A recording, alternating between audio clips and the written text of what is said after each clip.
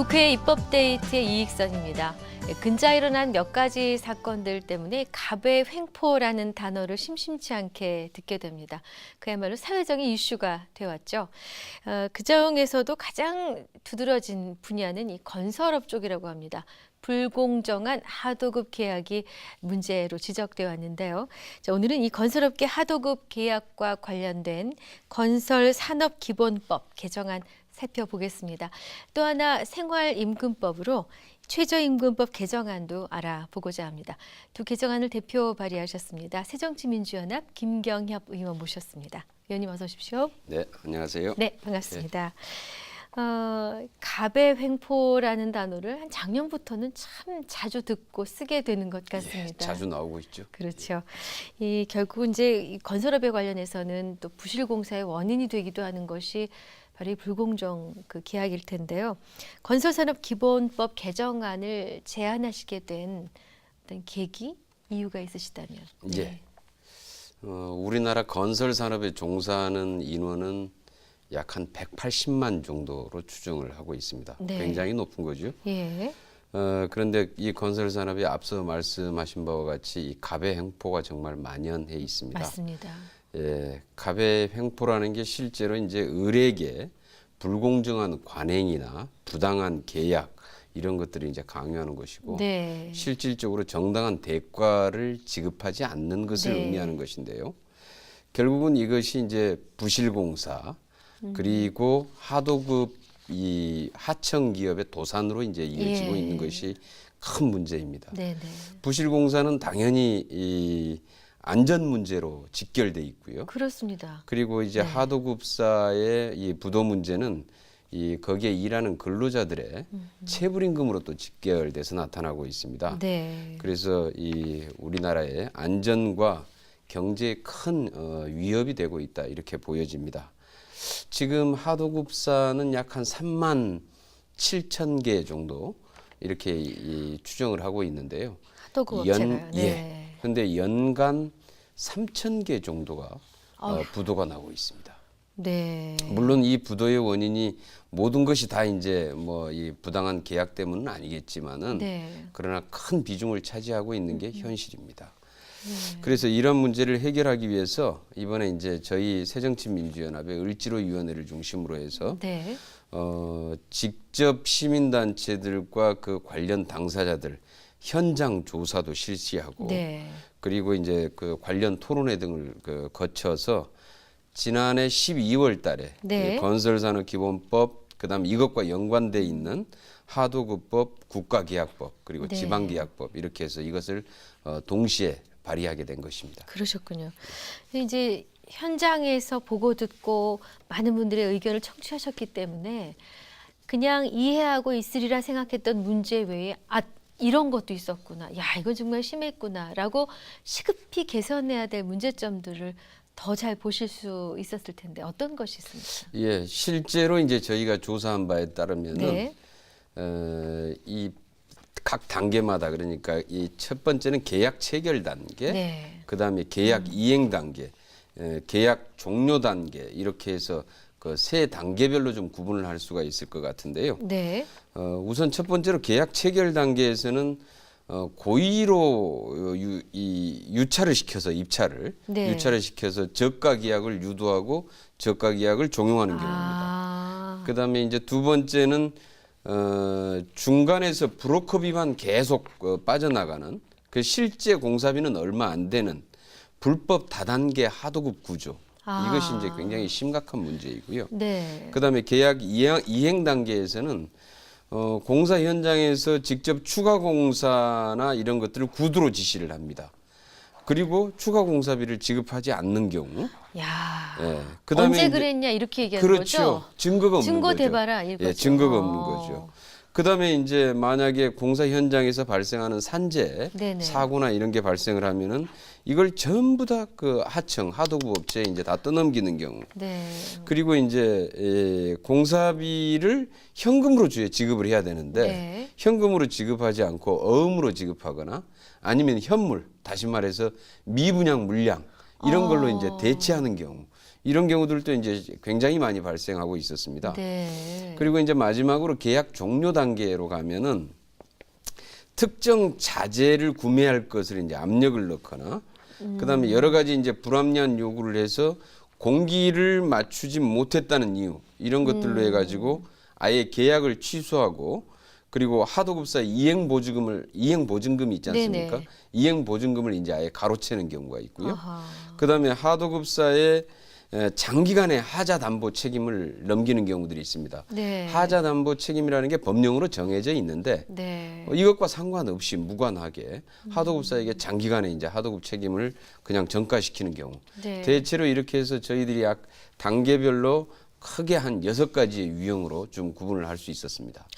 네, 참 너무들 하네요. 네, 아주 심각하더라고요. 예. 그러니 그 하도급 업체에서 일을 하는 분들이 어떤 심정으로 자신의 일을 할지 늘 불안하시고 그렇죠.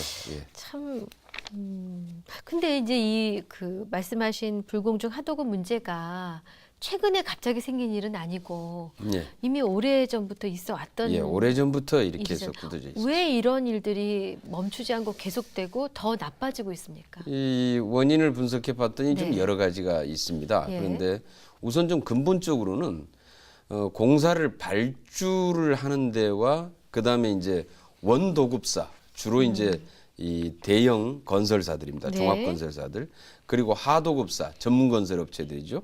이게 수직적 계약 구조를 가지고 있고요.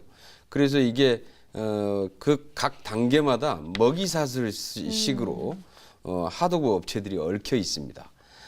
이 우선 이런 구조 자체가 우선 가장 큰 문제였고요. 네. 두 번째는 이런 이제 이 원도급사라고 얘기하는 대개 이제 대기업 종합건설사들인데 아, 예. 이런 데들이 이 하청, 이 하도급 업체들하고 상생을 하겠다 이런 생각을 가지고 실제로 계약이 이루어지고 공사가 진행돼야 되는데 돼야 되는데. 굉장히 이 부분에 대해서 아주 이기심과 횡포 이런 게 아주 이 만연해 있다라는 네. 겁니다. 그리고 이제 세 번째는 보니까 이런 원도급사의 불법이나 편법이 발생하더라도 네. 하도급 업체들은 네. 또 다음 공사를 걱정해야 되기 때문에 감히 문제 제기를 하거나 이걸 못하는군요. 신고하거나 하지를 못합니다. 예. 아하. 이런 게 이제 같이 얽혀 있는 거죠. 그리고 이제 더 중요한 문제는 이러한 문제는 이제 이 원도급사들의 편법이나 불법이 가능하도록 제도가 정비되어 있지는 못합니다. 네. 이런 것들을 언제든지 악용할 수 있도록 돼 있고요. 그러다 보니까 이제 정부도 관리 감독이 대단히 허술한 이런 네. 것들도 계속 이게 장기화되는 이런 문제들이 고질화되는 네. 원인으로 작용하고 있지 않느냐 이렇게 보고 있습니다. 네. 그야말로 울며 겨자 먹는 사람들의 마음을 조금이나마 위로하실 수 있는 그런 고민을 담으신 것 같습니다만 그렇죠. 예. 전부는 아니겠지만요. 예, 예. 이 건설산업기본법 개정안의 핵심 내용은 어떤 것입니까? 예, 우선 그 내용은 계약 체결 단계에서는 공사 계약을 물건 납품 계약으로 체결하는 등의 이제 다양한 방법으로 이 건설산업기본법 적용을 해오던 방식이 있었어요. 네. 이것을 일단 탈법 행위를 금지시킨 것입니다. 네. 그다음에 두 번째는 계약 이행 단계에서는 추가 변경 공사를 요구할 때는 반드시 원더급사가 작업 지시를 서면으로 하도록 했습니다. 아. 그래서 확실하게 그 증거 서류를 남겨놓고 네네. 추가 공사 구두 발주 후에는 이제 발생하는 대금 미지급을 네. 방지하기 그렇죠. 위해서입니다. 예. 그다음에 이제 계약 종료 단계에서는 부당하게 계약을 해지하거나 보복적인 이행 보증금 청구로 인해서 하도급 업체를 고사시키는 문제를 이제 방지하도록 했는데요. 네. 이 공사 종류에 따라서 하자 담보 책임 기간이 이제 아까 이 말씀대로 법령으로 정해져 있는데 네. 원청회사가 일방적으로 하자 담보 기간을 길게 설정하는 것을 이제 방지하도록 했고요. 네. 그래서 법령에 따라서 반드시 이걸 지키도록 만들었고 이 개정의 실효성을 높이기 위해서 네. 만약에 이런 것들을 위반할 경우에 시정명령이나 벌금 등 처벌을 강화하는 내용까지 담고 있습니다. 그 하자 보수 기간이 줄어든 것이 그 이를테면은 이제 하청업체 부담을 줄여주신 거지 전체 보수 기간에 대한 예정, 그러니까 그 담보 기간을 줄인 것은 아니시죠? 예, 그렇습니다. 네, 네. 예. 왜냐하면 입주하는 사람들이 입장도 아, 있기 예, 그것은 때문에. 이제 법령으로 정해져 있습니다. 그렇군요. 기존에. 네네. 예, 예. 이제 건설산업 기본법 개정안이 이제 실효성을 좀 더 갖고 이 뿌리 내리기 위해서 혹시라도 먼저 선결돼야 될 과제라 그럴까 이런 건 없을까요? 아까 말씀드린 대로 이제 원인이 여러 가지 좀 복잡하게 얽혀 있기 때문에 네. 우선 이제 이 공공기관에서 발주하는 네. 공사의 경우에 아직까지 이제 턴키 방식이라고 흔히 얘기하는 네. 통합 방식으로 이제 발주를 하게 됩니다. 이렇게 네. 하다 보니까 이게 이제 아까 말씀드린 이 수직적인 계약 구조가 이제 나타나게 되는 건데요. 그래서 우선 전문 분야별로 필요해서 분리 분할 발주로 네. 바꾸어 나가는 관행이 좀 상당히 우선 중요할 것 같습니다. 네. 그리고 공사비 현실화를 위한 좀 제도 개선, 아까 말씀드린 대로 공공에서 발주하는 공사의 경우에는 이런 것들이 필요할 것 같고요. 네. 그다음에 두 번째는 관리 감독 기관의 이 불공정 하도급을 건절하겠다. 네. 그러니까 제대로 좀 단속을 하겠다는 좀 의지도 당연히 전제 조건이 돼야 될 것 같고요. 네. 네.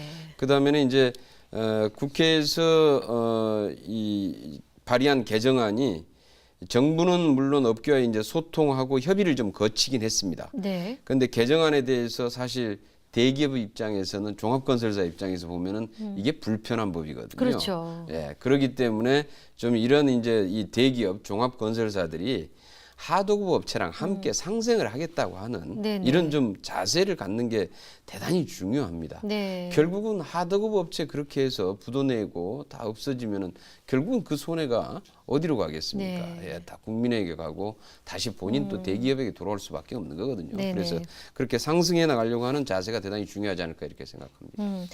왜 그 대학에서도 교수님들이 강의 제대로 하시는지 학생들한테 평가받게 하지 않습니까? 예, 예. 그러니까 하도급 업체들 사이에서도 건설사, 원도급 업체를 뭐 평가하는 그런 게 있으면 어떨까? 예, 그런 문득 그런 제도도 생각이. 예, 한번 이제 필요할 것 같은데요. 네. 문제는 이제 워낙 이 하도급 업체들이 눈치를 약자의 보니까. 위치에 있다 보니까 아하, 예. 실제로 이게 평가를 제대로 하겠느냐. 그래서 이제 문제는 네. 이걸 이제 지금 우선 급하게 나타나는 이런 그렇죠. 문제들을 좀 네. 근절시키기 위한 법으로 이제 강제하는 네. 법인 거죠. 예. 그 다음 법안 얘기하기 전에 한 가지만 여쭤보겠습니다. 이행 네. 단계에서 가장 빈번한 것이 추가로 뭔가 건설을 사업을 주문해 놓고서 추가 공사를 지시해 놓고 돈 안 주는 행위라고 아까 말씀하셨는데 예, 예. 이번에 발의하신 건설산업기본법 개정안이 통과되면 떼이지 않고 받을 수 있는 겁니까? 그렇죠. 우선 이제 공사 현장에서 빈번하게 발생하고 있는 공사 변경, 추가 네. 공사 네. 이런 부분들이 아까 얘기한 대로 구두로 이제 구두 지시로 이루어지다 보니까 추가 계약서가 없는 거죠. 그렇죠. 그 작업 지식서도 없는 거고 이렇게 하다 보니까 원도급사가 시켜서 공사를 했다라는 증거가 없는 겁니다. 그렇죠. 이러다 보니까 나중에 이제 이것을 이제 이 대금을 못 받아도 네. 이 하청 업체들이 하소연도 하소연할 데가 못하죠. 없는 건데요. 예. 이제 이런 편법을 악용하는 것을 일단 방지를 했고요. 그래서 네. 아까 말씀드린 대로 서면 지시화 서면 지시. 시키고 네. 그것을 의무화시킴으로써 이제 방지를 했고 그다음에 이제 공사 변경이나 추가 공사가 발생할 경우에 어찌 됐든지 이 아까 이 문서로 해야 되는 것을 분명하게 해서 공사비를 못 받는 일을 일단 막을 수 있도록 장치를 좀 든든하게 했기 때문에 네. 상당 정도의 아마 이런 문제들을 해결하려 나갈 수 있을 거로 기대를 하고 있습니다. 네, 좋은 결과 있길 바라겠습니다. 자, 두 번째 법안인데요. 그 최저임금법 개정안이 그 해당 상임위죠. 국회 환노위 소위를 통과했습니다. 개정안을 발의하시게 된 계기, 입법 취지 말씀해 주십시오. 예, 그동안에 지금 우리 경제 정책은 이 낙수 효과 이론이라고 하죠. 위에 있는 대기업이 돈을 많이 벌면은 이게 이제 이 효과가 밑으로 흘러서 갈 밑에 것이다. 중소기업들도 좀 살고 그 중소기업 밑에 있는 근로자들도 좀 살고 이제 이런 흘러내리는 네. 이런 낙수 효과 이론이라고 하는데 이게 이제 한계에 다다라 있습니다. 그 문제는 이 방식으로는 더 이상 이제 경제가 성장할 수 없는 상황에 와 있는 거고요. 네. 문제는 지금 우리 경제가 지금 장기 저성장 국면이라고 하는 아주 굉장히 위험한 시기에 지금 와 네. 있죠.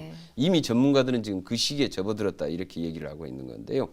문제는 이러한 이제 이윤주도 방식의 성장이라고 얘기하죠. 이런 것들이 이제 한계에 와 있고 이제는 네. 이런 경제 성장 정책을 전면적으로 전환을 해야 된다라고 생각합니다. 그런데 여기에서 우선 이 해결할 수 있는 방법이 크게 지금 이 경제 성장 정책의 새로운 정책이라고 하는 것이 가계 소득, 다시 네. 말해서 가계 가처분 소득을 늘려서 네. 내수 경제 구매력을 확보하고 이것을 통해서 이 내수 경제 자영업이나 이 내수 경제가 활성화되면은 다시도 투자할 여력이 생겨나고 네. 이렇게 해서 투자와 일자리가 늘어나고 이런 선순환 구조를 만들기 위한 정책이 필요하다 이런 건데요.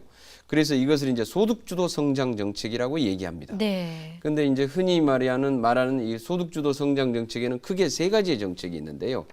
하나는 이제 실질 임금을 올리는 정책이 하나가 있고요. 네. 두 번째는 경제 민주화, 공정 거래를 통해서 분배 구조를 개선하는 정책이 있고, 세 번째는 이제 복지 확대를 통해서 우선 이 가장 어려운 사람들이 기본적인 소비 생활을 할 수 있는 기초 생활을 보장해 주는 네네. 이제 이런 세 가지의 이 유형이 있습니다. 네네. 근데 지금 이제 여기에서는 그동안에 이제 이 생활임금제 문제는 그동안에 노동 생산성은 12%가 성장을 했는데 지난 한 8년 동안입니다. 네. 12%가 성장을 했는데 실질 임금은 그 3분의 1에 지금 미치고 있습니다.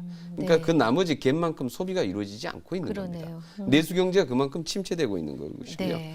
따라서 아까 말씀드린 우리가 지금 여기에서 실질 임금을 생산성 수준에 맞추기 위해서 네. 우선 최저임금의 인상이 대단히 중요한데 네.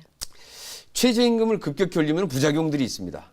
그래서 우선 지자체나 공공기관 등에서는 최저임금 이상의 생활임금제도를 지급함으로써 우선 아까 말씀드린 이 소비가 급격히 위축되는 부분들을 일정 정도 보완하고 생산성 부분을 일정 부분 좀 맞춰줄 수 있는 네. 실질임금의 상승 이걸 좀 도모하자. 이게 지금 가장 큰 취지입니다. 마침 그 지자체 생활임금제를 좀 조사해 보셨지 않습니까? 예. 네.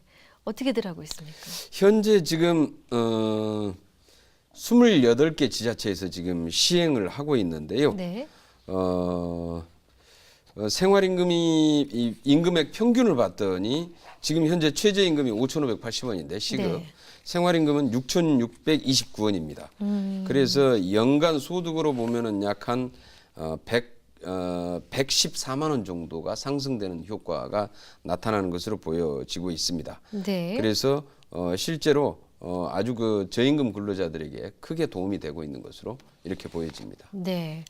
지금까지 그 생활임금제 시행을 위한 최저임금법 개정안이 그런데 국회에서 계류가 돼 왔었단 말이죠. 예. 왜 그랬는지 핵심 내용과 함께 간단하게 말씀해 주십시오. 예, 이게 지금 법안을 지금 제출한 지 1년 반이 됐습니다. 네. 1년 반이 됐는데,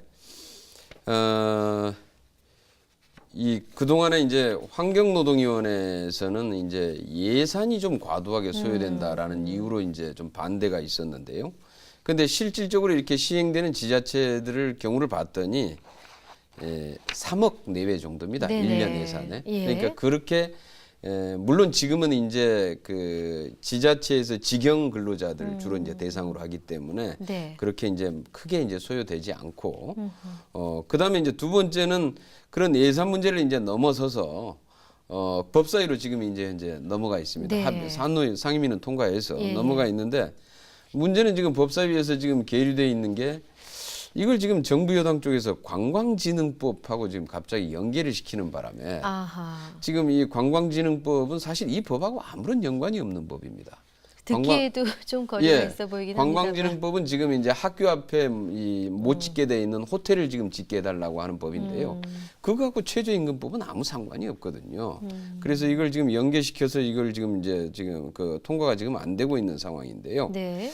아마 그 민생법이라고 하는 게 이런 이유 저런 이유로